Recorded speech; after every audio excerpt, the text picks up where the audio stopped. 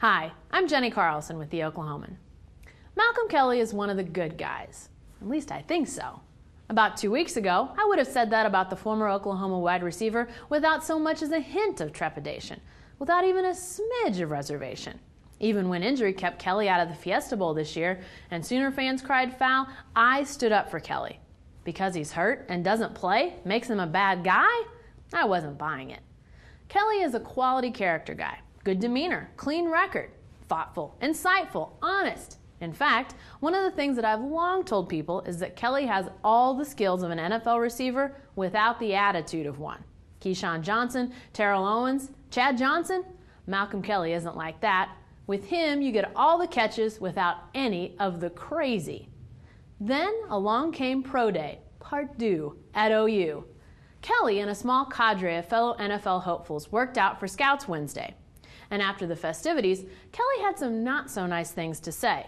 He spoke ill of the setup, the medical staff, and the strength and conditioning staff. Listen, I don't pretend to know all of what's gone on behind the scenes. Was Kelly's leg injury misdiagnosed during the season? Was his workout moved at the last minute? I really don't know. What I do know is this. For starters, Kelly might have thought better about what he said after running a so-so time in the 40-yard dash. No need to come off to the NFL types like you're fishing for excuses. And secondly, Kelly might have given us a little insight into some of the frustrations of college athletes bubbling just under the surface. Kelly said, you play somewhere for 3 years, you give them all you've got every summer, every winter, and all you ask is for an hour and a half to have it like you want to have it. You know what? I can't argue with that. College athletes are amongst the most underpaid laborers in the country. For the revenue they produce for their coaches, their programs, and their schools, they get back a very small percentage of what they're owed. But they do it because they get a scholarship, a whole lot of coaching and teaching, and a chance to show off their abilities.